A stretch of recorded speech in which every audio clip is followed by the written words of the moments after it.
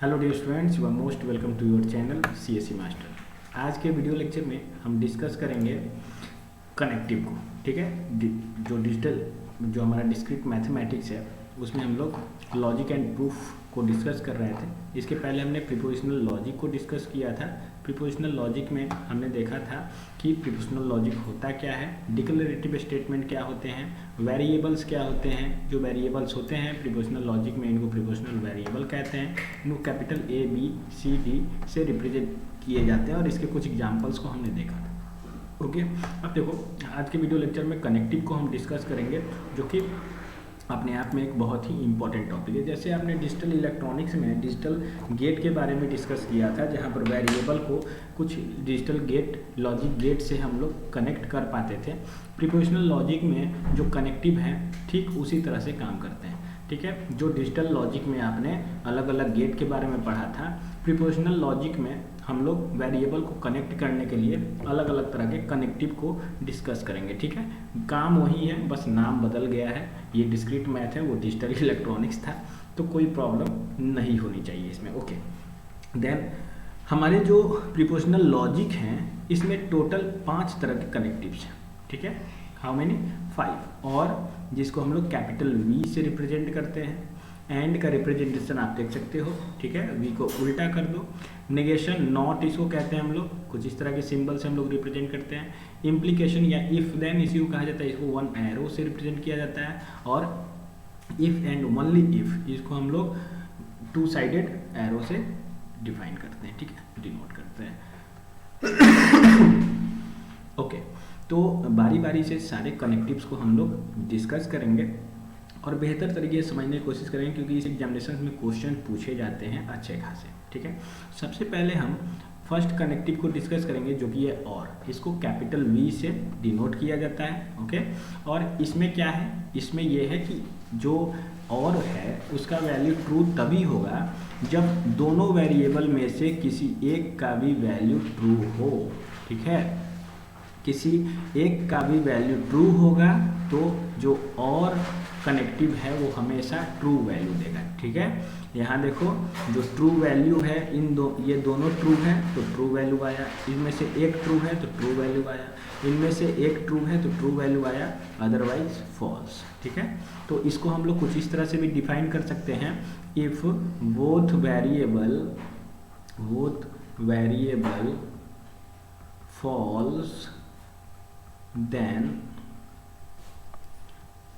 और हैज, ओहो एक मिनट ये गलत हो गया। अगर दोनों वेरिएबल हमारा फॉल्स होगा। ठीक है, इफ बोथ वेरिएबल फॉल्स, दोनों वेरिएबल अगर फॉल्स होगा तो हमारा वैल्यू क्या आएगा, फॉल्स आएगा, अदरवाइज इट विल ट्रू। ठीक, इसको आप ऐसे भी कह सकते हो। ठीक है ना, मतलब दोनों तरह से हम लोग और को डिफाइन कर सकते हैं। If both variable is false then result will be false, otherwise result will be true. या फिर ऐसे भी कह सकते हैं, if one of the 2 variable is true then the result is true. ठीक है, दोनों तरह से हम लोग इस चीज़ को डिफाइन कर सकते हैं। ठीक है, ट्रूथ टेबल देखो हमने बनाया है। A का वैल्यू ट्रू है, B का वैल्यू ट्रू है तो वैल्यू आ रहा है ट्रू। A का वैल्यू ट्रू है, B का वैल्यू फॉल्स है तो वैल्यू आ रहा है ट्रू, क्योंकि यहाँ पर A ट्रू है। यहाँ पर A की वैल्यू फॉल्स है, यहाँ B की वैल्यू ट्रू है तो वैल्यू आ रही है ट्रू, क्योंकि B की वैल्यू ट्रू है, otherwise it will be false. Okay, तो अब और के बाद हम लोग एंड कनेक्टिव को डिस्कस करने जा रहे हैं। ध्यान से देखना है, जो और का कॉन्सेप्ट आपने लॉजिक गेट में पढ़ा था ठीक वैसा ही कॉन्सेप्ट यहाँ है। तो एंड का जो कॉन्सेप्ट है वो भी ठीक लॉजिक गेट एंड की तरह ही है। यहाँ पर ये फॉल्स है, ये गलत है, इसको हटा। तो देखो हमारा जो एंड कनेक्टिव है ये क्या काम करता है, इसका वैल्यू ट्रू होगा जब दोनों वेरिएबल की वैल्यू ट्रू होगा। ठीक है, जो एंड है इसका रिजल्ट ट्रू कब होगा, जब दोनों वेरिएबल का वैल्यू ट्रू होगा तो result will be true, otherwise it is false. ठीक, या इसको आप ऐसे भी कह सकते हो, if any of the variable is false the result will be false, otherwise result will be true. ठीक है, इसको आप ऐसे भी डिस्कस कर सकते हो। चलो ट्रूथ टेबल हम लोग देख लेते हैं। ए की वैल्यू ट्रू है, बी की वैल्यू ट्रू है तो ए एंड बी की वैल्यू ट्रू आएगी, ठीक है। ए की वैल्यू ट्रू, बी की value false, A and B की वैल्यू फॉल्स, ठीक है। ऐसे ही बाकी सारे ट्रूथ टेबल के element. Okay, then come to the next notation, next connective, that is what, that is negation. Negation का मतलब नॉट, ठीक है। तो नॉट के बारे में तो जानते हो, अगर वेरिएबल की वैल्यू ट्रू है और नेगेशन उस पर लगा है तो उसकी वैल्यू, जो रिजल्टेंट वैल्यू है वो फॉल्स हो जाएगी। और अगर किसी वेरिएबल की वैल्यू फॉल्स है, उस पर नेगेशन लगा हुआ है, तो उसकी वैल्यू ट्रू हो जाएगी, ठीक है। देखो, तो the negation of preposition A is false when A is true and A is true when A is false, ठीक है। तो नेगेशन का मतलब जस्ट नेगेटिव साइन, ओके, मतलब उल्टा, अपोजिट। तो इसका ट्रू टेबल क्या होगा, ए एक वेरिएबल है, इसका वैल्यू ट्रू है, तो नेगेशन ऑफ ए क्या हो जाएगा, फॉल्स हो जाएगा। ए की वैल्यू फॉल्स है, ठीक है, तो नेगेशन ऑफ ए की वैल्यू ट्रू हो जाएगी, ठीक है। बहुत ईजी है, जैसे आपने लॉजिक गेट पढ़ा है, ठीक टू कॉपी ये भी है। कहीं से भी कुछ नहीं करना है, बस यहाँ पर नाम बदल गया है, वहाँ पर क्या थे, वहाँ इनपुट हम लोग कहते थे वेरिएबल को, और यहाँ पर इसको प्रीपोजिशन वेरिएबल के नाम से जाना जा रहा है। वहाँ लॉजिक गेट था और यहाँ पर क्या है, यहाँ पर लॉजिक प्रीपोजिशन है, ठीक है, जहाँ पर कनेक्टिव का यूज किया जा रहा है। Okay, next one is fourth one, that is implication. Implication को हम लोग इफ देन के नाम से भी हम लोग जानते हैं और इसको सिंगल एरो से डिनोट किया जाता है, ठीक है। इसको सिंगल एरो से डिनोट किया जाता है, इफ देन इसको कहा जाता है। इसको याद रखना है, रट लेना है, ठीक है, ये क्योंकि नया है। इसकी वैल्यू फॉल्स आएगी अगर ए की वैल्यू ट्रू है और बी की वैल्यू फॉल्स है, और बाकी सारे केसेस ट्रू आएंगे, ठीक है।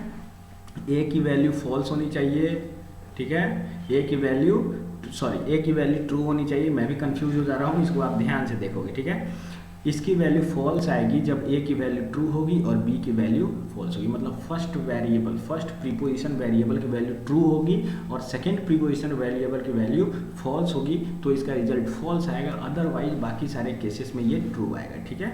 जो फर्स्ट प्रीपोजिशन वेरिएबल है ए, इसकी वैल्यू ट्रू होनी चाहिए और बी की वैल्यू फॉल्स होनी चाहिए सेकंड प्रीपोजिशन वेरिएबल की, तो वैल्यू फॉल्स आएगा, otherwise it will be true, okay.